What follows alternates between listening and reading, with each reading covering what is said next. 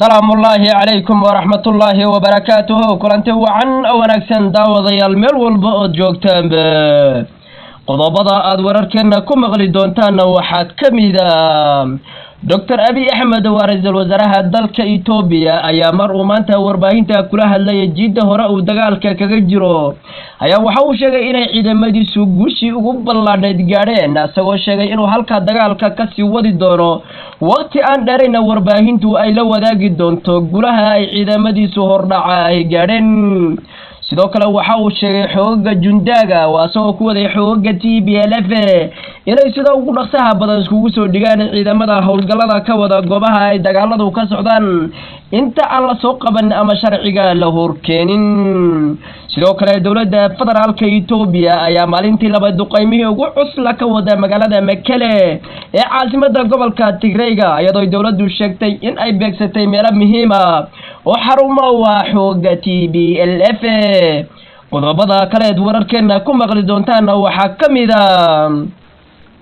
dawladda Itoobiya ayaa wacad ku martay cid looga shakiyo inay xiriir la leedahay xooga u ololaynaya dalka Itoobiya dawlad ku meel gaar ah laga dhiso in ay sharciga la marin doono. dawladda ayaa baaq u dirtay muwaadiniinta Itoobiya inay dawladnimadooda ilaashadaan kuwa dalka Itoobiya ku soo duulay ee ku hadaqaya dawladdan sharci ma ahana in sharciga la horkeeni karo cid kasta oo looga shakiyo in sharciga la horkeeni doono ayadoo amar lagu siiyay ciidamada booliska ciidamada dawladdeegaanada ciidanka gaarka militariga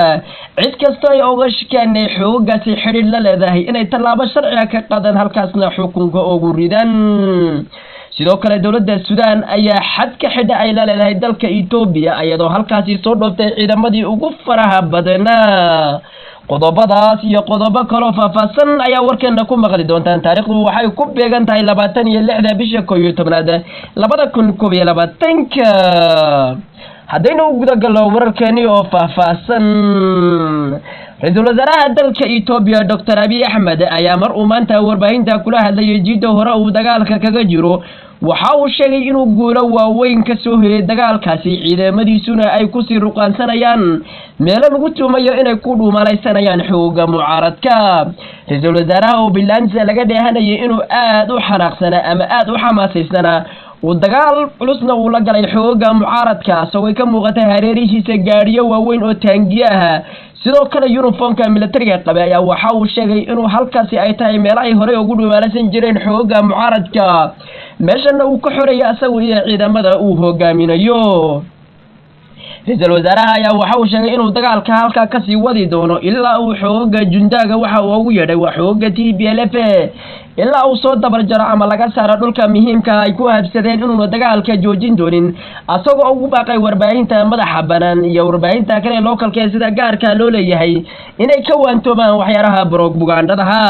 ra'iisul wasaaraha ayaa waxa uu sheegay inay ciidamadu jab weyn u geysanayaan ciidamada mucaaradka isbaayta wasiirka TPLF iyo Ola asagoo sheegay inay ciidamadu ku sii shaqeeyaan meelo muhiim ah oo xooga mucaaradku ka talin jireen hadda la wixii ka dambeeyana ana martanba la maqli doonin maqalkood iyo muuqaagoa. ra'iisul wasaaraha ayaa waxa uu sheegay inay rag muhiim ah ka qabteen rag muhiim ah ka dileen dagaalkuna uu halka ka sii socon doono walina ayna ku joogin waqti aan maanta ayna ay la waraagi doonaan warbaahinta guulaha ay ka gaadheen dagaalka. ra'iisul wasaaraha ayaa maalintii saddexaad ku sugan jidda hore ay dagaaladu ka socdaan ayadoo ra'iisul wasaaraha uu sheegay inuu ku soo afjari doono dagaalka xooga mucaaradka uu kula jiro وورا 25 bari wixii ka dambeeyana ilaa shaacin doono inuu dalku nabad yahay oo xoogii mucaaradka gabiyahan baacagta la mariyay. sidoo kale dawladda federaalka Itoobiya ayaa duqeymo ka wada maalintii labaad gobolka Tigreega sidoo kale magaalada Mekele ayaa la soo sheegay in xooga mucaaradku saldhigyo ay lahayn ay diyaaradaha cirka ay burburiyeen. dawladda federaalka ayaa maalinnimadii shalay duqeymo culus ku bilowday magaalada Mekele oo ku tuumayso in ay joogaan xooga ugu sarreeya TPLF ayadoo halkaasi ay dawladda federaalku ku tuumayso in dagaalka ay xooga soo abaabulaya ama maskaxda ka dambaysa ee mucaaradka hagaysa inay saldhigyadooda u waaweyn ay ku taala magaalada Mekele. dawladda ayaa maalintii labaad duqeymihii ugu cusla ka wada magaalada Mekele caasimadda gobolka Tigreega iyadoo dawladdu sheegtay in ay burburisay meelo muhiim ah oo xooga mucaaradku saldhigyo hubba ugu xareysnaayeen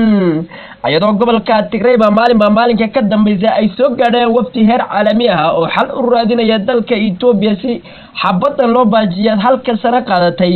ayaa haddana soo baxaysa inay dowladda federaalku duqeymihii ugu cuslaa wali ka wado magaalada Mekelle ee caasimadda gobolka Tigrayga ayadoo wali beesha caalamku ku sii qulqulaysa caasimadda gobolka Tigrayga ayaa la garanayay ujeedada ay kala leedahay dowladda federaalku duqeymahan aan kala joogsiga lahayn ay ku wada magaalada Mekelle hase yeeshee dowladda federaalka ayaa ugu baaqday dowladaha caalamka ee faragelinta culus ka wada dalka Itoobiya in ay ka waantoomaan ayaga oo ujeedada ay leeyihiin la garanaynin waa sida ay dowladda federaalku sheegtay maalinimadii shalay ayaa markuu safiirka dalka Ingiriiska dalka Itoobiya u jooga uu booqday magaalada Mekelle halkaana uu kula yeeshay warbixin muhiim ah madaxda ugu sareysa TPLF ayaa la soo sheegayaa in dalka Itoobiya loo ololeynayo in dowlad ku meel gaar ah laga dhiso oo ra'iisul wasaaraha dalka Itoobiya asna laga talaabsado halka ayaa waxaa kaga muuqata xiriirka u dhaxeeya xooga mucaaradka waa sida TPLF iyo beesha caalamka inuu aad u sareeyo ayadoo beesha caalamka iyo diblomaasiyiinta caalamku ay magaalada Mekelle markasta iska xaadirinayaan dalka Itoobiya ayaa xaalad qalalaaso aad u culus ka taagan ayadoo ra'iisul wasaaraha iyo wasiiradii iyo xildhibaano badan oo kamid ah ay jiid hore joogan ayagoo dagaalka ka qayb qaadanaya qodobada kale wararkeena ku maqli doontaan waxaa kamid ah dowladda Itoobiya ayaa wacad ku martay cid kasto ay uga shakido inay xiriir la leh xooga u oleynaya in dalka Itoobiya dowlad ku meel gaar ah loo dhiso miiska wada hadalkana la iskugu yimaado in ay dowladdu talaabo sharci ah ka qaadi doonto dowladda ayaa howlgelisay boqolaal booliis iyo kumanaan ciidamada xooga gaarka iyo ciidamada militariga iyo sirdoonka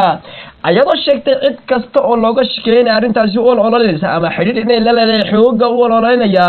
in talaabo sharci ah laga qaadi doono ciidamada ayaa amar lagu siiyay cid kasta oo looga shakiyo inay talaabo sharci ah ka qaadaan ayagoo halkaasi sharciga ugu xukumaya dowladda federaalka ayaa aad uga baqaysay dowladaha caalamka sida Mareykanka midowga Yurub ayagoo dowladda federaalka aan wax xidhiidh wanaagsan la lahayn in badan ugu baqay ra'iisul wasaaraha dalka Itoobiya in uu dagaalka soo afjaro xooga mucaaradkana uu la fadhiisto si dagaalka loo baajiyo hase yeeshee xukuumadda Dr. Abiy Ahmed ayaa dhagtar u siin xoogan qaylaya sida dowladda Mareykanka iyo midowga Yurub ayadoo dowladda federaalku ugu baaqday inay faraha kala baxaan xukunka iyo sharcigana ay dowladdu ku soo dabaali doonto dalka jimhadda mucaaradka Oromada ayaa ugu baaqday in dalka Itoobiya dowlad ku meel gaar ah loo dhiso si dagaalkuna u baaqdo ra'iisul wasaaraha iyo xukuumaddiisa booska u baneeyaan dowladda federaalka ayaa midiyan waxay ka aragtay ayadoo la sheegay dalka Itoobiya in loo dhisi doono dowlad ku meel gaar ah ayadoo dhagtar loo siinay hadalka ra'iisul wasaaraha ama dagaalka xoogan uu ka wada jiido hore sidoo kale dalka Suudaan ayaa dagaal xoogan ku soo qaaday xadka uu dalka Itoobiya la leeyahay asagoo gabi ahaan baxday jidka u dhaxeeya ama ulkan xadiidka u dhaxeeya labada dal ciidamo aad u fara badan oo taangiye iyo hubka noocyada kala duwan lagu arkay xadka Suudaan iyo Itoobiya u dhaxaysa dowladda Suudaan ayaa waxay sheegtay inay xadkaasi u xidhay maadaama dalka Itoobiya uu qasan yahay xaalad adagna ay ka taagan tahay hadda laga bilaabo inay ka soo talaabi karin xoogaga gobolka ka socda ama xoogaga dalka Itoobiya ayadoo dowladdu ku sheegtay waxa ay xadka ugu hadlaysay dowladda ayaa ciidankii ugu badan soo dhoobtay halkaasi ayadoo sheegtay inay ammaanka ku sugayso si ayna dalka Itoobiya qalalaasaha ka jiro una ugu soo talaabin dalka Suudaan tan iyo kulanti dambe wacan salaamullaahi calaykum wa rahmatullaahi wa barakaatuh